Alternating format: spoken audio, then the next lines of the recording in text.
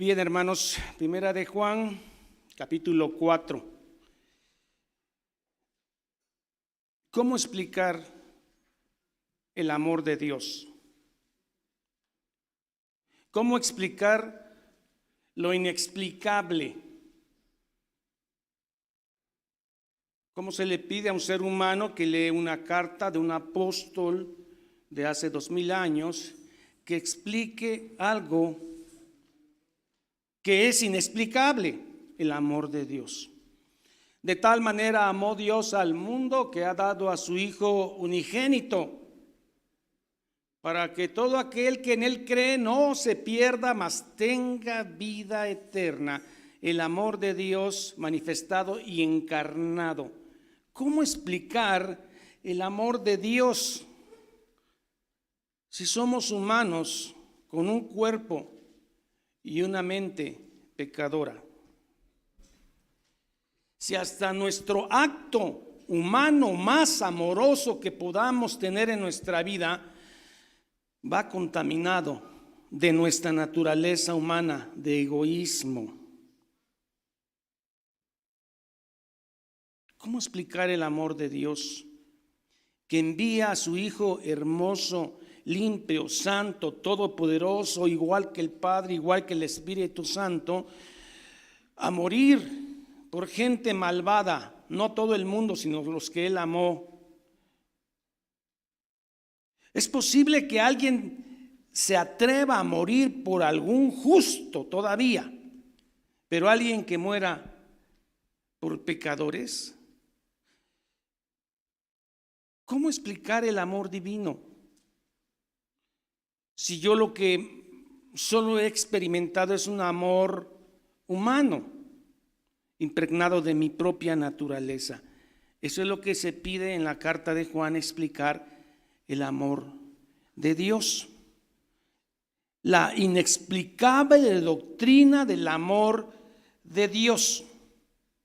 Porque Juan 3:16, usted puede pasarle 1000 vueltas ese versículo y no logrará entender por qué Dios, que no tiene necesidad alguna del ser humano, envía a su Hijo, que es santo y puro, encarnado en una virgen, a morir en la cruz. Inexplicable. Romanos 5:8 dice así: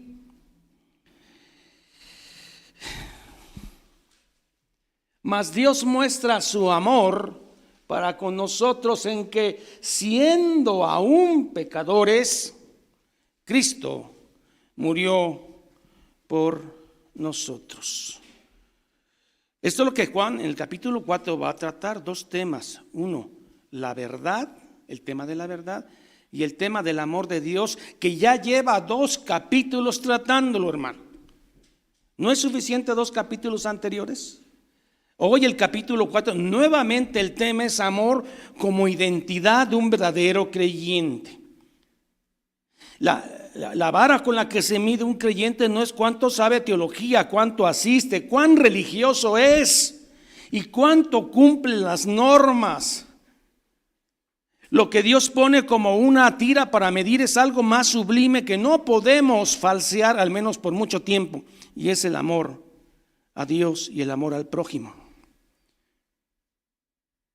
Hermano, todo el amor que hemos recibido de seres humanos y hemos dado nosotros va contaminado de egoísmo, porque el amor humano es diferente al amor divino. El amor humano busca satisfacer una necesidad propia. Yo te elijo como esposa porque sé que tú me vas a mí a hacer feliz. Yo te elijo como mi amigo porque sé que cumples y satisfaces algo que yo necesito. Es más, qué bueno que existen pobres para poderles dar dinero y satisfacer mi necesidad ante mí mismo que soy bueno. Todo acto bueno del humano va contaminado de maldad, aún actos amorosos. Gente muy altruista que lo que tal vez está haciendo muy probablemente es satisfacer una necesidad personal de sentir que es bueno. Hasta ese acto altruista está contaminado de una necesidad.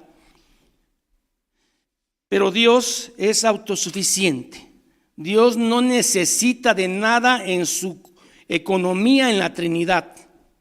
No necesita ni que lo ames, se agrada en que lo ames, pero Él no necesita absolutamente nada de nadie, ni dinero, ni amor, nada. Él es autosuficiente en la Trinidad. Sin embargo, te pide que le ames y que ames a tu prójimo.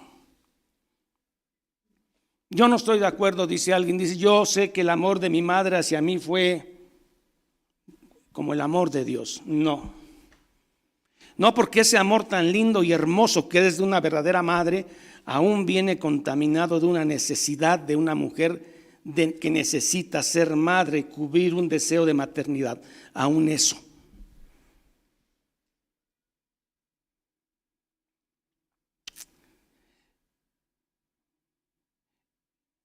El que te odia está cumpliendo una necesidad de odiarte.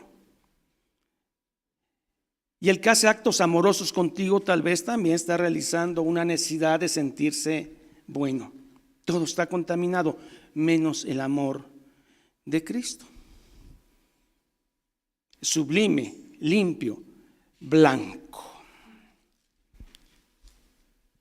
Esa es una parte de 1 de Juan capítulo 4, y la primera parte es la verdad. ¿Cómo puede ser que alguien considere ser cristiano siguiendo blasfemias de predicadores falsos de doctrina de fe, de doctrina de prosperidad, y cree que es creyente? Yo tengo la certeza que no lo son, por más que sean más. ¿Por qué? Porque en nosotros se establece un espíritu de verdad que te lleva a la verdad. Y al menos si eres un verdadero creyente, no puedes permanecer en la mentira mucho tiempo, porque tienes la unción del Santo. Primera de Juan 3:27, la unción del Santo que te va a llevar a la verdad. Entonces no se engañen. Si usted está siguiendo un falso apóstol, un falso maestro, y piensa que al llegar al juicio usted va a decir es culpa de él, mentira. Usted no estuvo en la verdad y además no amó.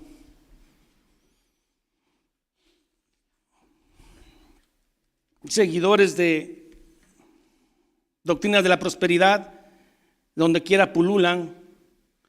¿Y usted cree es creyente? No, Dios sabe mi buena intención. Allá el pastor, no. Usted tuvo la Biblia para conocer la verdad. Después de esta introducción, entremos a 1 de Juan, capítulo 4. Del verso 1 al 6 vamos a tratar la verdad, ¿de acuerdo? Del verso 7 hasta el final vamos a hablar del amor, que ya de una introducción. Bueno, entonces dice así, 1 de Juan, capítulo 4, del verso 1 al 6. Hablemos de la verdad. ¿Qué estaba pasando en las iglesias de Asia en el año 90? Habían pasado 60 años que Jesús había muerto. Juan, que era un joven cuando Cristo murió, ahora es un ancianito de 90 y tantos años, 80 y tantos años. Y había una doctrina griega, Cerinto, que viene del platonismo, del dualismo griego, que decía que Jesús fue tomado por Cristo, el Espíritu de Cristo, en su bautismo, y que Jesús, antes de ir a la crucifixión, este Espíritu de Dios, el Espíritu, se retiró. Y había muchos seguidores contaminados en la iglesia.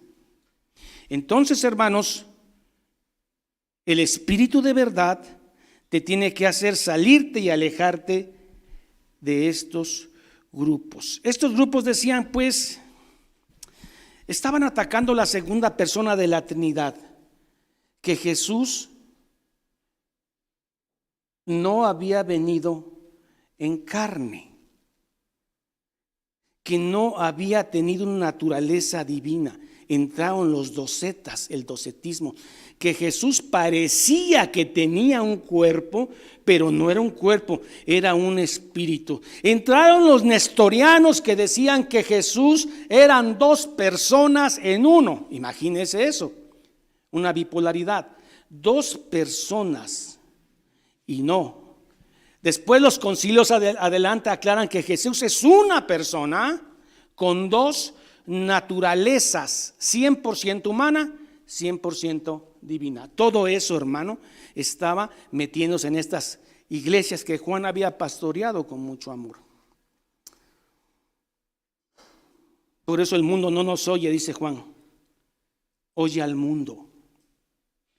Hermanos, a veces tú predicas y sientes que hay gente que te oye, pero no te escucha. Escuchar es entender, amar lo que dices. Y oír es solamente recibir estímulos auditivos. Y mucha gente, cuando predicamos la sana doctrina, no te escucha, te oye, porque no son de nosotros.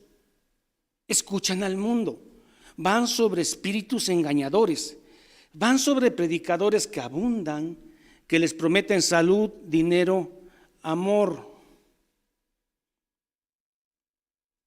Y en ellos no permanece la verdad y no son creyentes.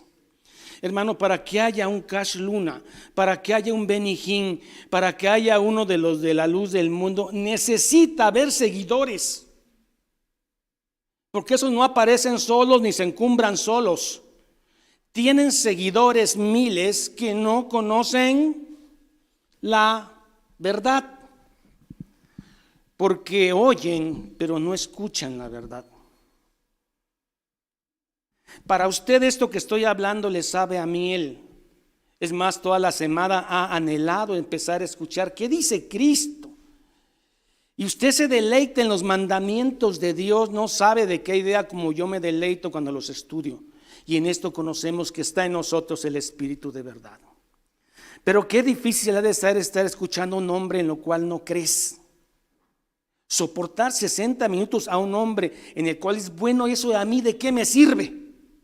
Finalmente, ¿a mí de qué me sirve todo lo que está diciendo? Si yo lo que necesito es triunfar, hacer dinero, tener éxito, ¿qué me sirve? Es duro soportar a un hombre que está hablando algo que no te interesa. Pero el que es hijo de Dios, escucha. Le sabe a miel. Le es dulce a su paladar. Y lo anhela, lo disfruta, lo desea. Porque quiere estar en comunión con el Espíritu de verdad. Bueno, Cerinto estaba diciendo que Cristo no vino en carne, pero no era una carne divina, simplemente era un ser humano al que se le posee antes del bautismo y se le deja antes de la cruz. Y muchos de esos hay, nestorianos, valentinianos, arrianos, cerintos. ¿Cómo pululó eso? Hasta que 4 siglos después de Cristo se establece en el concilio de Éfeso que María es la madre de Dios.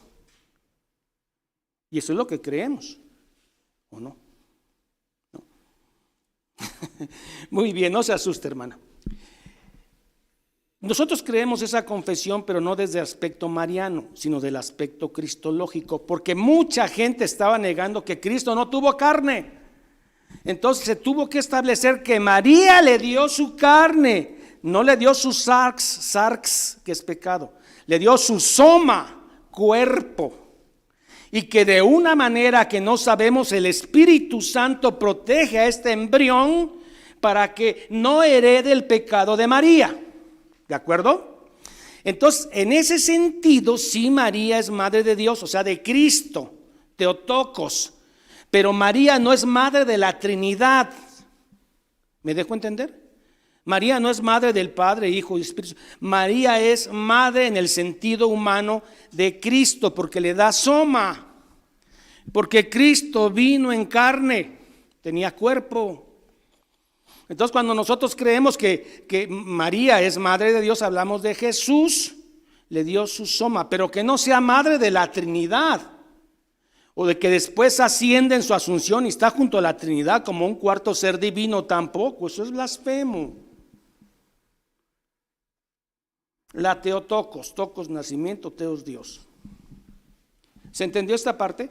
Quise abordarla, hermanos, porque este era el problema en la iglesia que Juan está mandándole. O sea, se está poniendo en duda que Cristo tenía cuerpo, que era, o pudo haber sido puro espíritu. O los se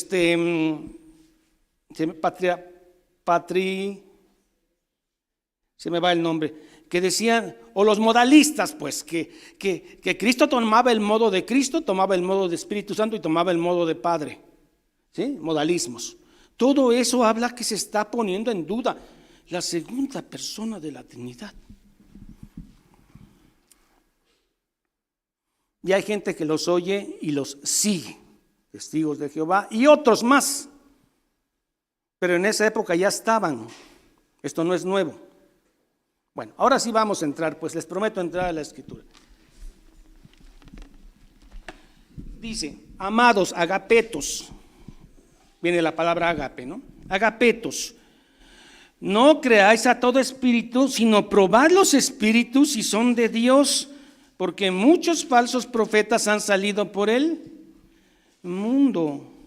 Ahora, hermano, ¿usted ha visto algún espíritu? ¿Conoce algún espíritu? Entonces, ¿por qué dice que probad los espíritus? Habla de seres humanos que atrás tienen una fuente del cual beben ellos, la fuente del error. Y esa fuente no puede ser más que demonios, espíritus demoníacos. Satanás existe. El mal no es un concepto, es una persona, es un prosopón, es una persona descarnado. No es omnipresente, no es todopoderoso, pero es poderoso. Y él inspira a estos falsos maestros para que hablen esto, que es un error. Sí, predica un error, pero es buena persona. Aquí no importa si es buena persona, es si predica la verdad o no.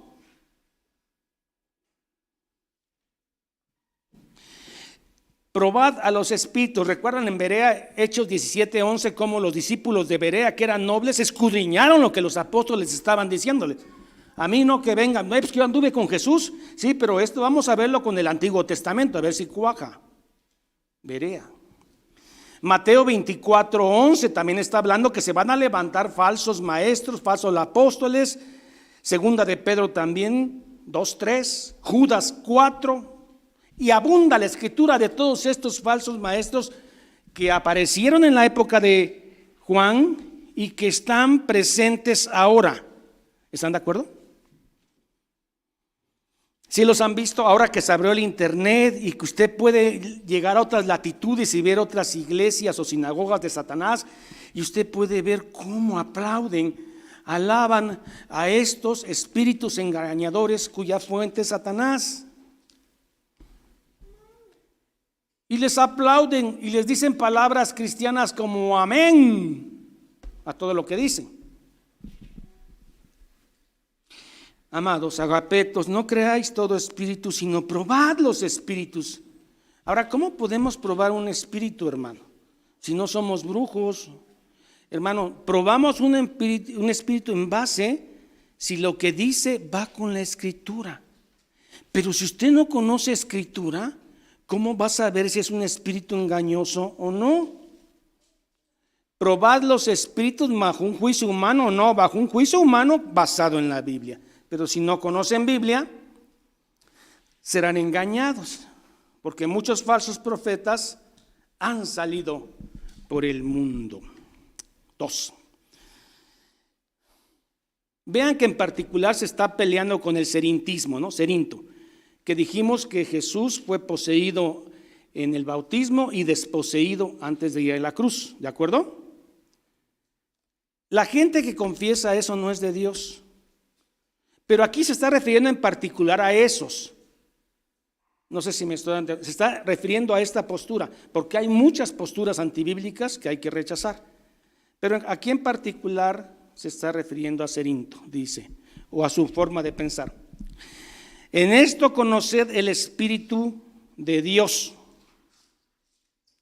Todo espíritu que confiesa que Jesucristo ha venido en carne, o sea que Dios se hizo hombre, encarnado. Aquel que cenó con María, con Marta, con Lázaro en Betania, ese es Dios.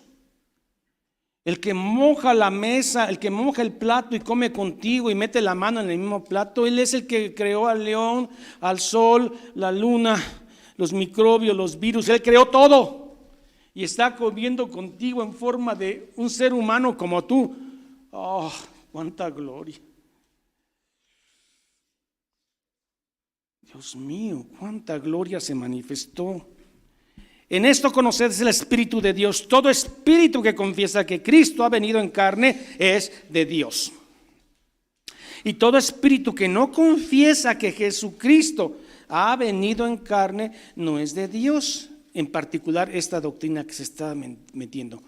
Pero a todo aquel que está en contra de la doctrina apostólica, que nace de la Escritura, es un anticristo.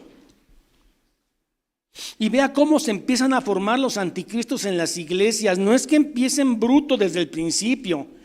Empiezan primero veladamente a dejar en tela de juicio algunos textos bíblicos. Empiezan a tener ironía con los textos. Empiezan a hacer chistes de textos bíblicos. Y empiezan a burlarse veladamente de textos bíblicos. Así empieza un anticristo. Empieza a burlarse de la doctrina apostólica. Son sutiles. No empiezan blasfemando. Y ya que tienen seguidores bien lavados del cerebro, entonces sueltan su anatema. Y este es el espíritu del anticristo, el cual vosotros habéis oído que viene y ahora ya está en el mundo. Pablo habló del anticristo. Segunda de Tesalonicenses 2, por favor. Esta carta Segunda de Tesalonicenses tiene como 40 años antes de la de Juan. Por eso Juan le dice, ya habéis oído. ¿Y qué es lo que había dicho Pablo 40 años antes? Dice que no os dejéis, Pablo, no os dejéis mover fácilmente de vuestro modo de pensar, ni os conturbéis ni por espíritu, ni por palabra, ni por carta. Había cartas falsas, que ahora las han encontrado. Dicen, aquí está el evangelio de fulano, aquí está el evangelio de Tomás. La iglesia no quiere que se sepa. Ni por carta como si fuera nuestra, en el sentido de que el día del Señor está cerca, o sea, ya va a llegar. ¿Seguimos? 2:3. Nadie os engaña en ninguna manera, porque no vendrá Cristo sin que antes venga la apostasía. Hermano, estos versículos me dan tranquilidad porque Dios está permitiendo la apostasía para que su regreso sea pronto. Pero sí odio la apostasía. Y se manifieste el hombre de pecado, el anticristo, el hijo de perdición, 2:4, el cual se opone y se levanta contra todo lo que se llama Dios o es objeto de culto. Todo un sistema anticristo, todo está en contra de Cristo, pequeños anticristos, pero al final el anticristo se personifica.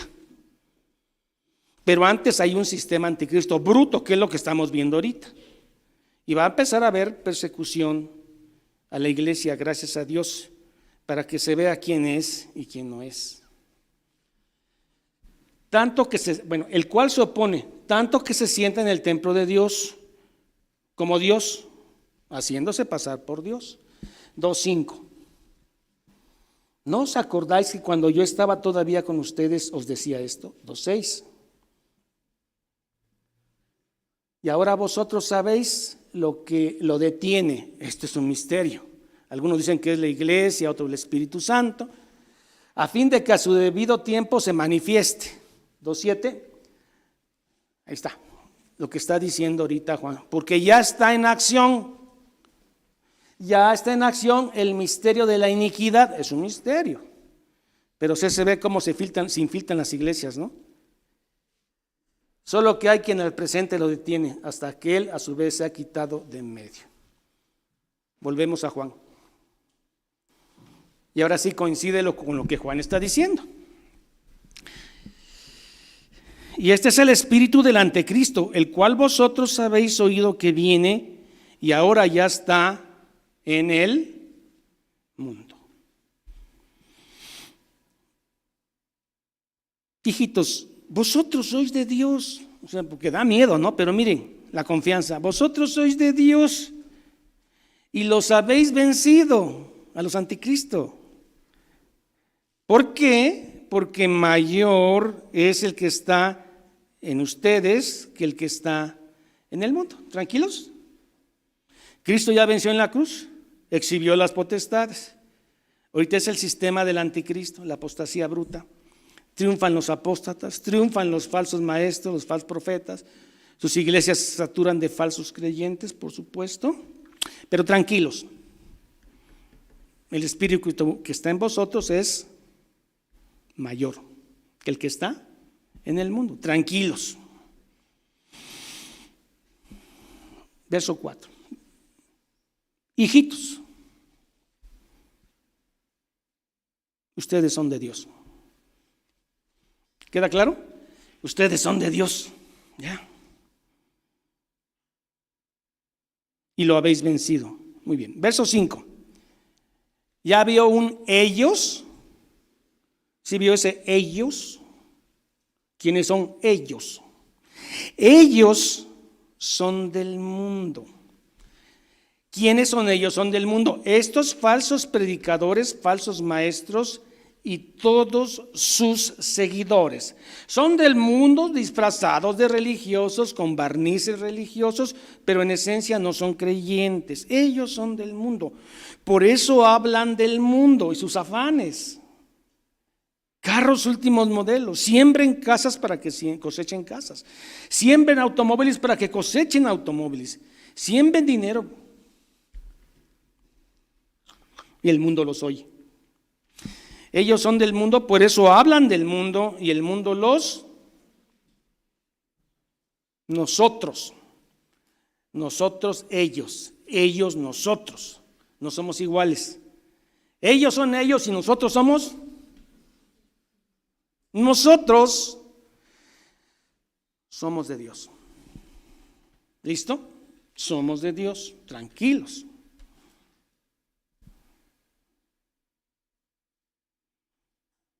El que conoce a Dios, aquí en español la traducción es oye y escuchar, pero ya les expliqué, ¿no?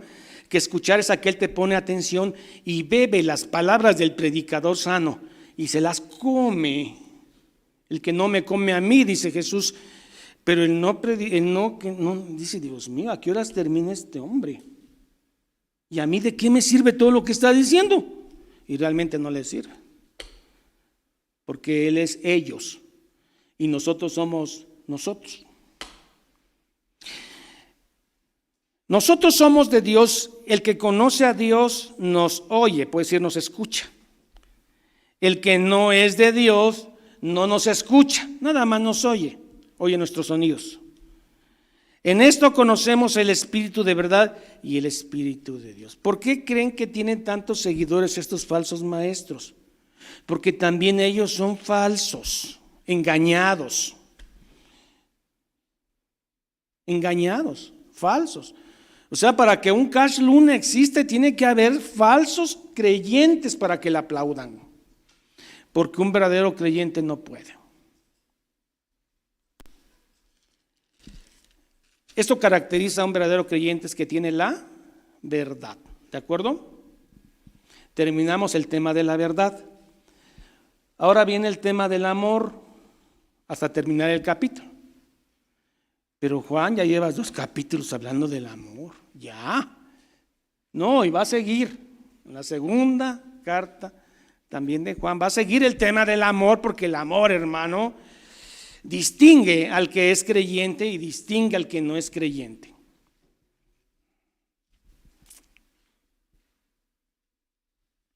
El amor se originó en Dios.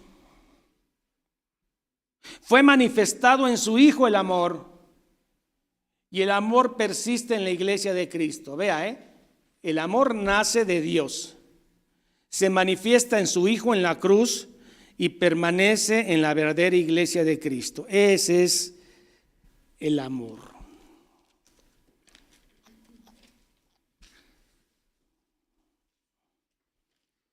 Ay, hermano, me hubiera gustado que pues el apóstol Juan, inspirado por el Señor, dijera que el que es un verdadero hijo es el que conoce mucha teología. que el verdadero hijo es el que hace muchas obras a los ojos humanos, que el verdadero hijo de Dios es el que se esfuerza para que un ministerio triunfe, pero no. El tema es más profundo. El tema es algo que no se puede fingir, el amor.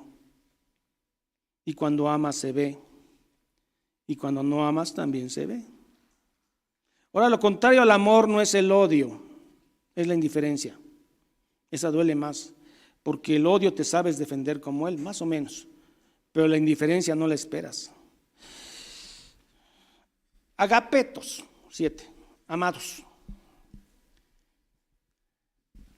Amémonos unos a otros.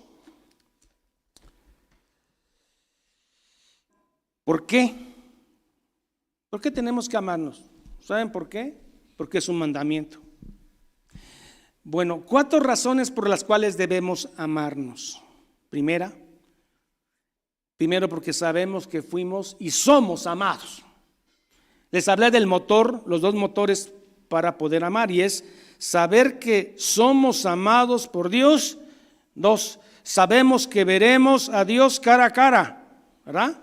Van 2, 3, porque es una señal del nuevo nacimiento. Y 4, porque es un mandato. Punto.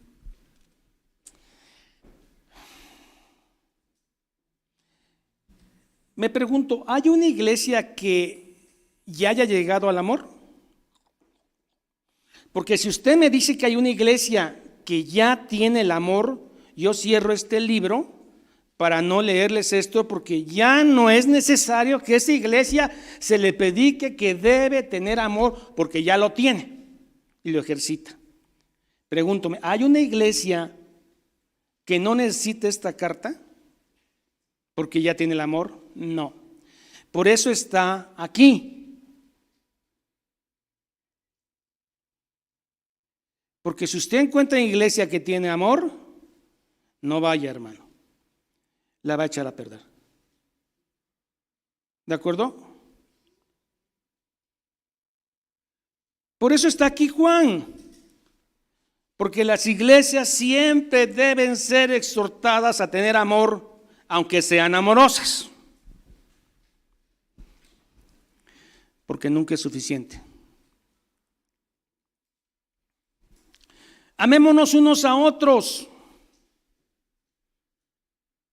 Porque el amor nace de Dios.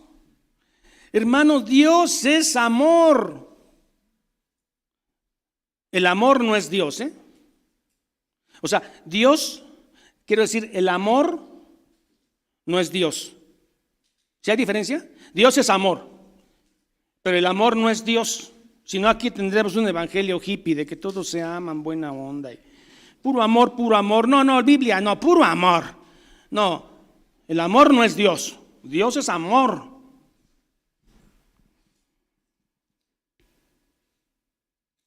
Todo aquel, esta es la prueba, hermano. Si usted no ama, si usted está enojado, hermano, yo también me enojo, pero no permanezco enojado. Todo aquel que ama es nacido de Dios.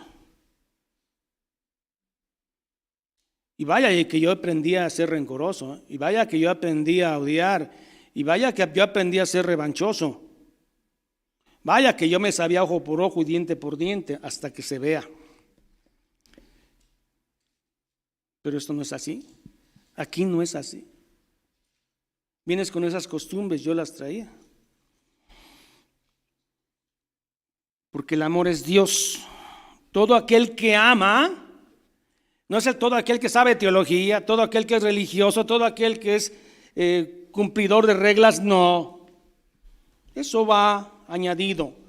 El tema principal es el amor.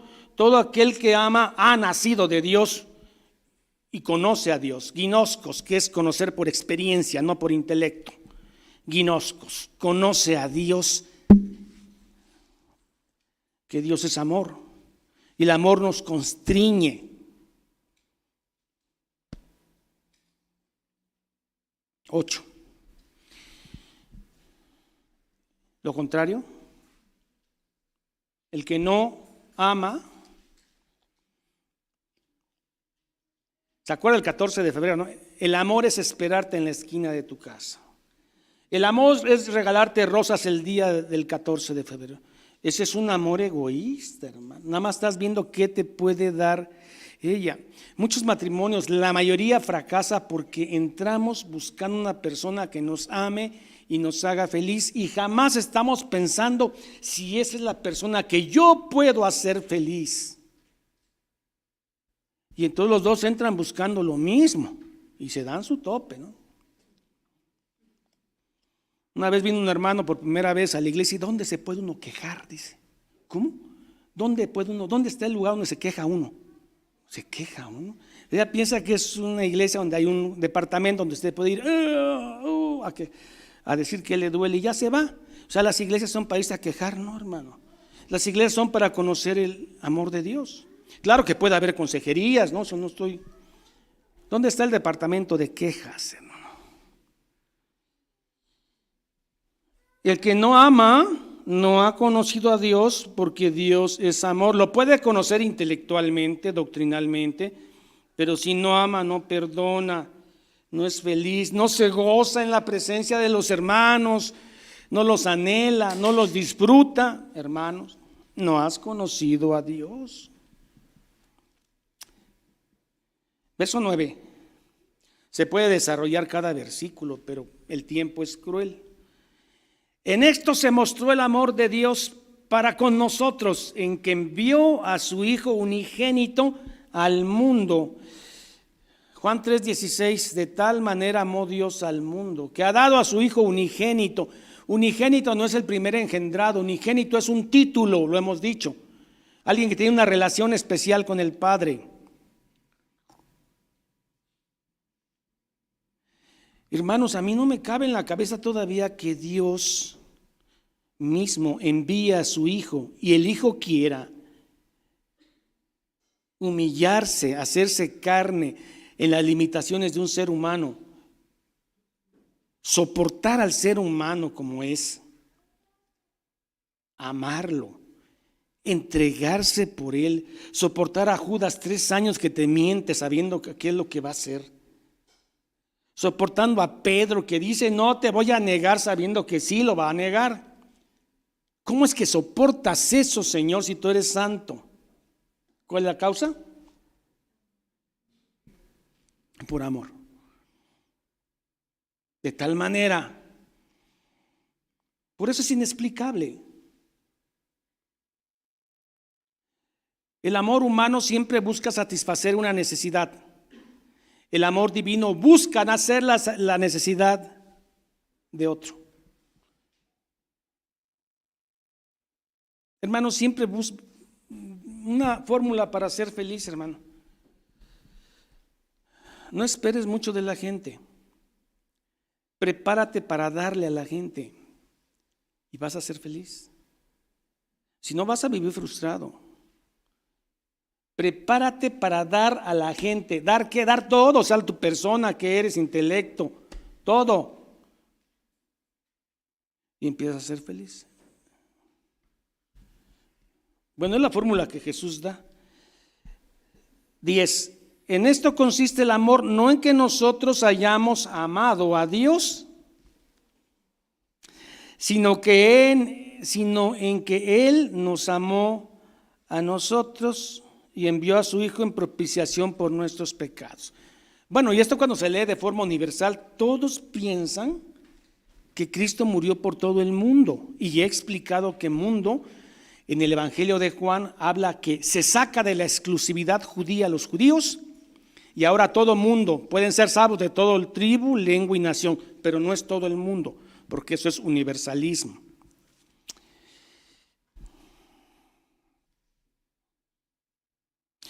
Hermano, alguien que no es creyente, ¿puede hacer actos buenos? Es un dilema, ¿no? Actos amorosos, nobles. Sí. Sabemos que va manchado de su naturaleza, pero está haciendo un acto amoroso delante de Dios. Un acto amoroso, bondadoso. ¿Y por qué? Si él no conoce el amor. Él no conoce a Dios, que es la fuente del amor. Bueno, hay que entrar en un tema que es gracia común. O sea, Dios da una gracia común a todo el mundo porque el sol y la lluvia sale para todos, ¿no? Dios detiene la maldad de los humanos. Si Dios no detuviera la maldad de los humanos, este mundo se hubiera acabado antes que nada. Pero Dios impide que se desborde la maldad y es por eso que hemos sobrevivido. Las vacunas, hermano, ¿las vacunas son para cristianos nada más? ¿Los avances científicos son nada más para cristianos? Gracia común. ¿Hay gente que puede hacer actos amorosos? Sí. Dentro de la gracia común hay gente que recibió más tendencia a hacer el bien que otros. O sea que no son lo suficiente malos como pudieran ser. Pero siempre, aún ese acto bueno va manchado por su naturaleza. Ahora, ¿cuándo es un acto bueno para el creyente? Un acto bueno para el creyente es cuando todo lo que hace no lo hace para gloria personal, sino para la gloria de Cristo, pero de corazón, pues. Porque luego se toman como fórmula, para la gloria del Señor, ¿no? Y te tomas la foto. Aquí fui yo fui, pero para la gloria del Señor y te tomas la foto. Digo, estás negando el amor. Que tu mano derecha no sepa lo que hace la izquierda, ¿no?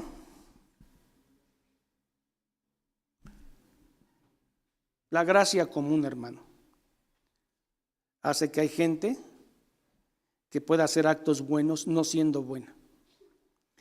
Y aparte, la gracia especial, la gracia que es para salvación, es la que hemos recibido nosotros que creemos y amamos al Señor. ¿Por qué? Es interesante. A Jacob amé y a Esaú aborrecí. ¿Y por qué amas a Jacob si los dos son iguales de malo? A mí me molesta, dice una señora, a mí me molesta que hayan aborrecido a Esaú. ¿Y no le molesta que haya amado a Jacob si los dos no se merecen? A Jacob amé. Y entonces cuando tú pones tu nombre en lugar de Jacob, dices, ¿y por qué? ¿Y por qué yo sí y gente que quiero no? Nunca va a haber respuesta. Pero a ti te amó y punto. Y no debes preguntar por qué al otro no, sino por qué a mí. Si soy igual o hasta más peor que el otro. Y ese es el amor el que nos constriñe. Ese es el amor que nos hace hacer que la gente viva bien, luchar por ellos. Hermano, si tú eres un hombre que hace actos amorosos con el vecino y dice, yo le voy a cortar el pasto, yo voy a ver que su hijo vaya a la escuela, yo voy a pintar porque soy muy creyente. Pero si no le enseñas el evangelio, lo odias. Porque no te importa dónde se va a ir su alma. No te digo que tú lo vas a convertir, pero debes llevarle el evangelio. No, para eso está el pastor y los líderes, no. Tú ya aprendiste, si lo amas, llévalo el evangelio. Porque este es el verdadero amor. Que alguien se salve eternamente. Yo siempre pido por mi hijo para que no le pase nada, hermano, que le pase, pero que esto lo lleve a Cristo. Porque si no se pierde eternamente. ¿Me dejo entender? O sea, no debes estar viendo esta pequeña vida de 70, 80 años. Debes estar viendo si eternamente ese ser va a sufrir. Y la única manera que no sea así es que tú le lleves el evangelio y a lo mejor Dios quiere en su misericordia, crea, porque eso ya no te corresponde a ti. Pero si llevas un montón de tortas al hospital y no les predicas. Esto fue un error del siglo anterior, justicia social. Se dejó de leer la escritura, todo era pura justicia social. ¿Y qué estamos recibiendo ahora? Gente que se dice que es creyente y no conoce a su Señor. Justicia social, tortas, refrescos y todo esto. Y vámonos. Hablo de Estados Unidos, que es el que marca la pauta evangélica. Y gente ahora, sociedades incrédulas en Estados Unidos, eso sí, pero como llevaron tortas, panes y refrescos a América, no se olviden, el liberalismo en la interpretación de la escritura es un error, fue lo que le sucedió. Pero bueno, volvamos al tema. Dice,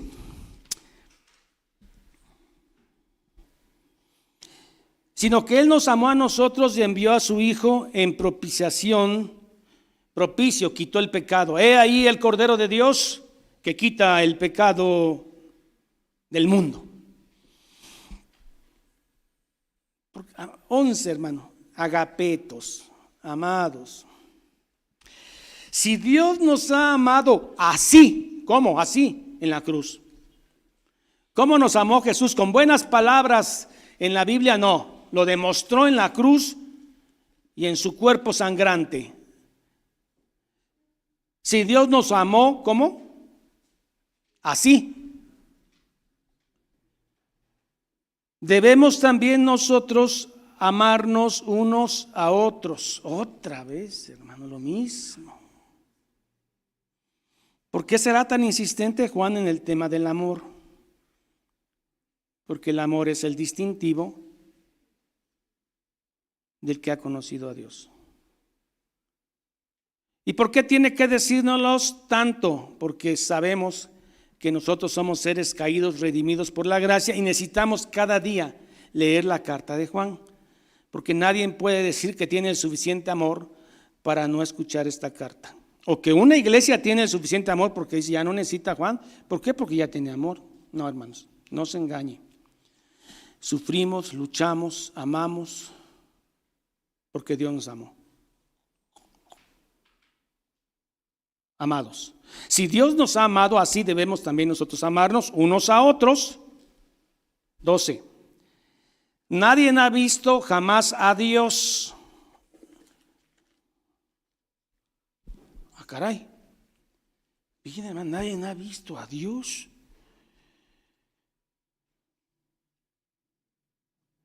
Juan 1:18, Evangelio de Juan. Nadie ha visto a Dios. ¿Cómo está eso? A Dios nadie le vio jamás. El unigénito Hijo que está en el seno del Padre, Él le ha dado a conocer, porque el Hijo sí conoce al Padre.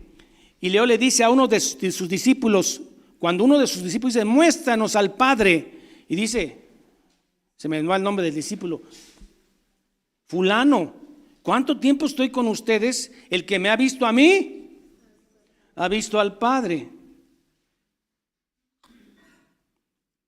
Hermano, a veces me cuesta trabajo, que Dios es amor, hermano. ¿Y por qué me pasan cosas difíciles en mi vida? Y porque a veces cuando se supone me debe ir bien, me va mal. O es amor o no es amor. Pero es que Dios es amor por arriba de eso.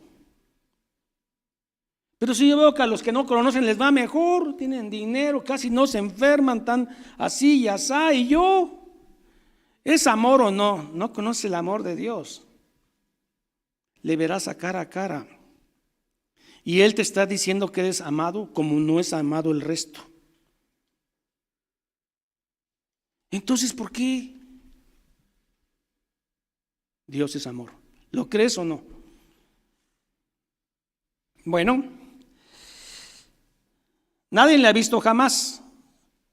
Si nos amamos unos a otros, Dios permanece en nosotros y su amor se ha perfeccionado en nosotros. ¿Qué es esto que se ha perfeccionado en nosotros? Esto habla de madurez cristiana. Tú no eres el mismo de hace 10 años, espero. Espero que tu nivel de espiritualidad, que no solamente se basa en el nivel de conocimiento de Biblia, sino de cuánto amas, estés creciendo. Porque el amor se ha perfeccionado, o sea que ahora amas más, perdonas más.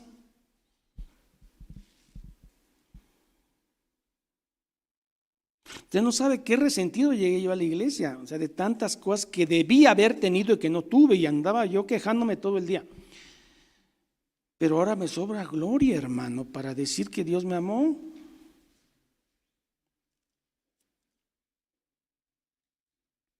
Verso 13. ¿Cuál es la prueba? En esto conocemos que permanecemos en Él. ¿En qué? Y Él en nosotros, en que nos ha dado de su Espíritu. Y ese Espíritu es el Espíritu de verdad, hermanos.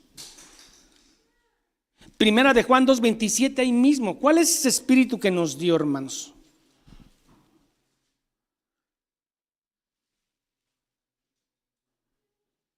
Ese espíritu Juan lo retrata así, la unción que va a hacer que todo sin necesidad de un maestro lo entiendas, aunque Dios usa a los maestros. Esa unción, hermano, si la tienes, van a pasar dos cosas. Vas a llegar a la verdad y aunque no lo creas, vas a empezar a amar y Dios te va a ir perfeccionando en el amor. Pero hay que acudir a los recursos de la gracia porque esto no se llega viendo la tele. ¿Cuáles son los recursos de la gracia? La oración, la escritura profunda de la Biblia y la comunión con los hermanos. Porque esto no es así que solito en automático. ¿De acuerdo, hermanos? Recursos de la gracia, no se olviden. Dice, en esto conocemos que permanecemos en Él y Él en nosotros, en que nos ha dado a usted su espíritu, la unción. Y nosotros hemos visto, ¿Juan lo conoció? ¿Juan conoció a Jesús? No, ¿verdad? ¿Sí? Soy muy exigente con mis hermanos. Vivos, los quiero despiertos. ¿Sí lo conoció? Sí lo conoció. Todo aquel que confiese que Jesús es el Hijo de Dios, Dios permanece en él y en el Dios. Y nosotros hemos conocido y creído el amor que Dios tiene para nosotros. Hermano, esto se necesita creer, pero además conocer, ginoskos, conocer con la experiencia. Decir, Señor, te amo. Puedo amar a mis hermanos. Puedo perdonarles sus errores porque te amo. ¿Por qué? Porque sé que me amaste. De otra forma, hermano, no se puede. Porque alguien no ama, hermano, porque no se siente perdonado. Porque no se siente amado por Dios. No se siente amado por Dios, no se siente perdonado y por lo tanto no ama, aunque conozca Biblia. Porque cuando te sientes perdonado te gozas en los hermanos, ves el rostro de Cristo en los hermanos y no el rostro del diablo. Porque te sientes perdonado. No es algo teórico.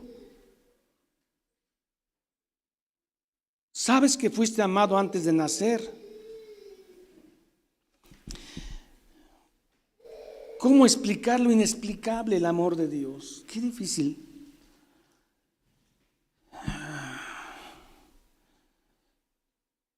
Y nosotros hemos conocido y creído el amor que Dios tiene para con nosotros. Dios es amor. El amor no es Dios, Y el que permanece en amor, permanece en Dios y Dios en él. En esto, en el amor, no hay otra. Una iglesia que está peleando por los puestos de la alabanza, por el puesto del púlpito, por los puestos de diaconado y quieres, hermano, no ha conocido a Dios. Es un club de exhibición. 17. En esto se ha perfeccionado el amor de nosotros. ¿Qué querrá decir, hermanos? Una pregunta. ¿Qué quiere decir esto, que esto se ha perfeccionado el amor en nosotros? ¿Qué quiere decir? Habla de la madurez. A veces en uno no se perfecciona como uno quisiera. A veces uno mismo no es perfeccionado en la velocidad que uno quisiera.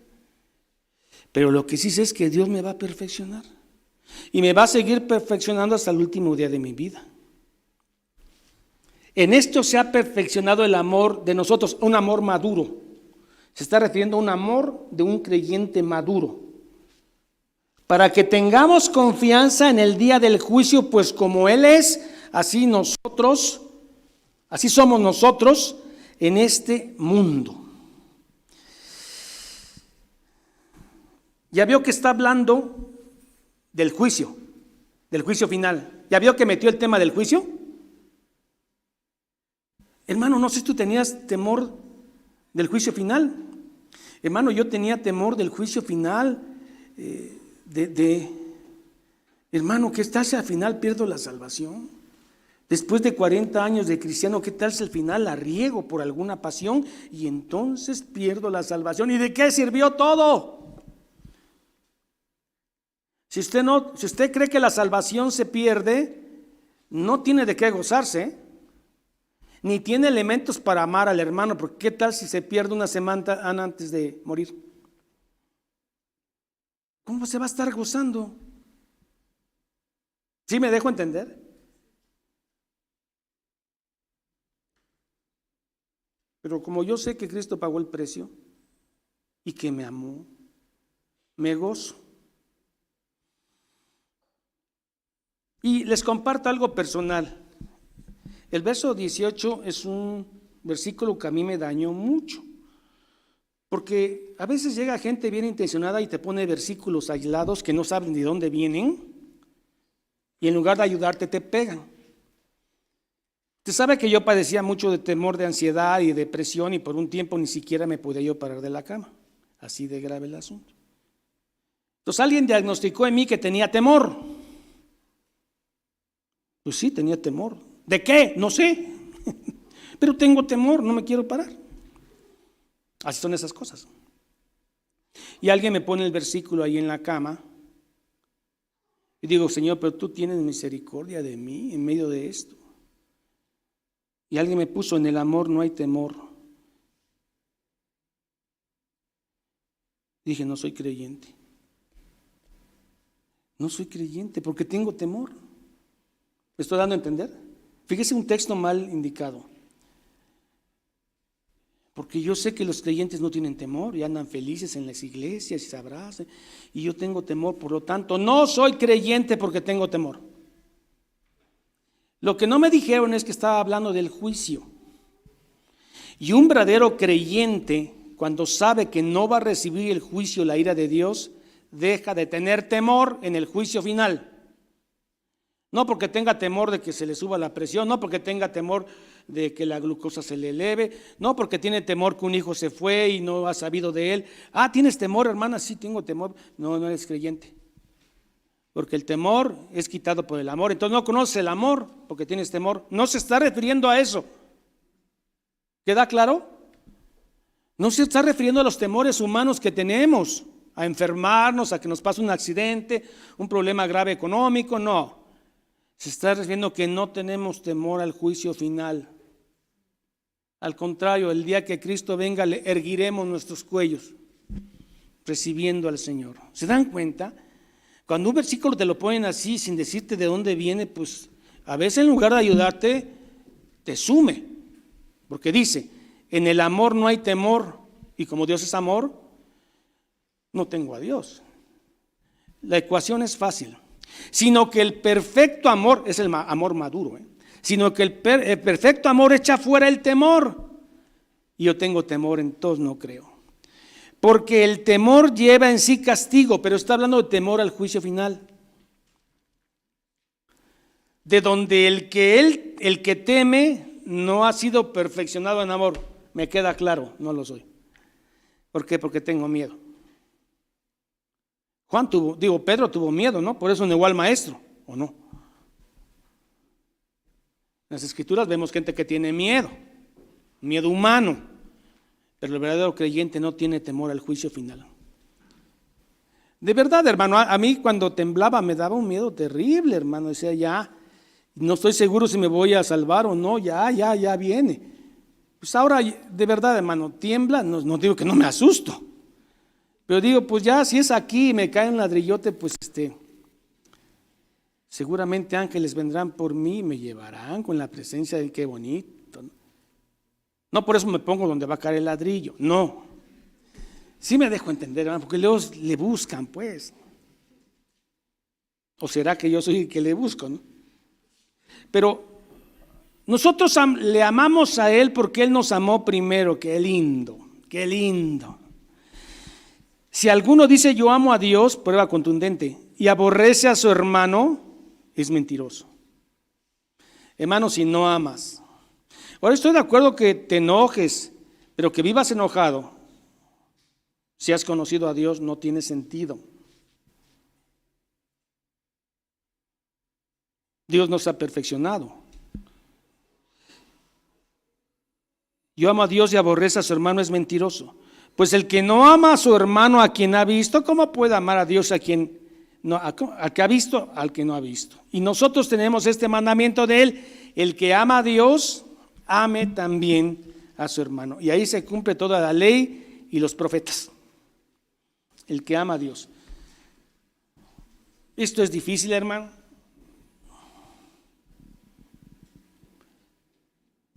Hace un tiempo vino una hermana,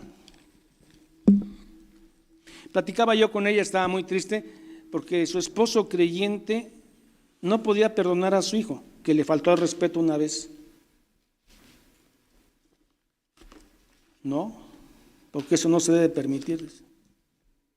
Pero no solo no lo perdona, vive enojado. El hijo ya pidió perdón, se arrepintió. Eso no. No mora el amor en él. No se ha sentido perdonado. No está seguro que verá el rostro de Dios y no entiende que esto es un mandato. Amémonos. Dijo Juan, no de lengua ni de palabra, sino de corazón. Insisto, hermano, esto es para todos. ¿Quién puede decir que ya tiene el amor de Dios y que ya no es necesario que Juan se le predique? ¿Quién puede decir que ya llegó al tope del amor, que ya no necesita que se le pida más amor? Nadie, hermano, si somos honestos. Por toda iglesia, por más amorosa que sea, nunca cumplirá el ideal completo del amor. Por eso debemos esforzarnos en el amor.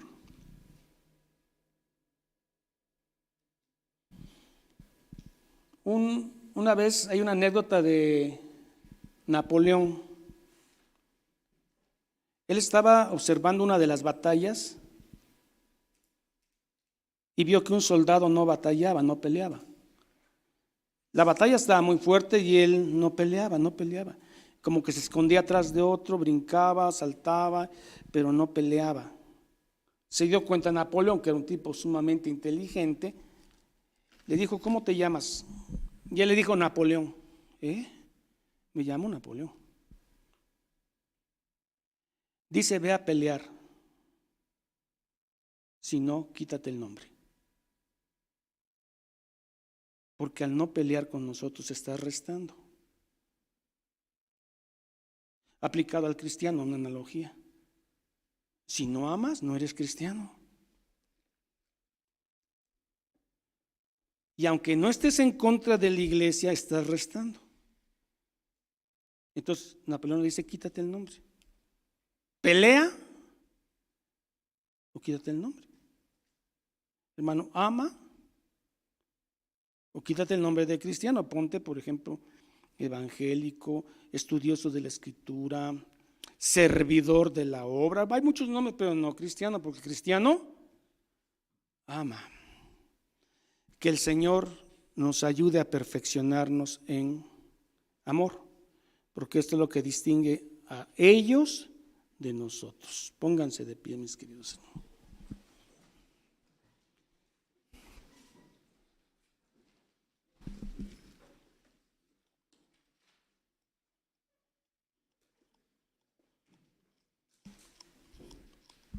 Padre, en el nombre de Jesús, hemos intentado explicar lo inexplicable, el amor de Dios por nosotros.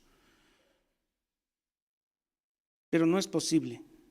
Solamente cuando estemos en tu presencia conoceremos y veremos cuán grande es tu amor por aquellos que moriste por ellos en la cruz. Mientras tanto, tenemos que limitarnos a las limitaciones de un predicador para exponer qué tan grande es tu amor. Siento que he quedado tan corto en explicar el amor de Dios, porque el amor de Dios sobrepasa todo entendimiento. Pero Señor, en medio de esta humillación nuestra, hemos querido y deseado que el amor de Cristo sea conocido por todos. Y en esto conoceréis que sois mis discípulos, en que se aman unos a otros, se perdonan, se toleran, se soportan. En esto conoceréis que sois mis discípulos, en que tienen amor unos por otros. Señor, ayúdanos a perfeccionarnos en el amor como un amor maduro de cristianos que ama y perdona. Gracias, Señor, por tu palabra, la hemos recibido en humildad y te pedimos nos prepares para el final de esta maravillosa carta de amor del apóstol Juan en su vejez. Gracias, Señor, porque carne y sangre no ha hablado, sino tu Espíritu de verdad. Oramos siempre en el nombre del Padre, del Hijo y del Espíritu Santo. Amén. Bien, hermanos, que el Señor les bendiga. Vamos a despedirnos con las bendiciones ya conocidas de Números, la bendición sacerdotal, la bendición arónica, que dice de la siguiente manera: Jehová te bendiga y tenga de ti misericordia. Jehová alce sobre ti su rostro y ponga en ti paz. Corintios dice así: del Señor Jesucristo, el amor de Dios, la comunión del Espíritu Santo sean con todos vosotros. Y el pueblo dice: que el Señor les bendiga, hermanos. Nuestros escuchas en internet, les pedimos que compartan estos mensajes a la iglesia misma también, estos mensajes bíblicos, teocéntricos, cristológicos, para que gente que está siguiendo a falsos predicadores, falsos profetas, regresen a la verdad, los que tengan que regresar, los que son agapetos, amados. El que no, se va a perfeccionar en su maldad. Así que, hermanos, el próximo domingo estamos terminando la primera carta de Juan. Damos gracias a Dios por esto y los esperamos el próximo domingo. Hasta entonces, queridos hermanos, que el Señor les bendiga.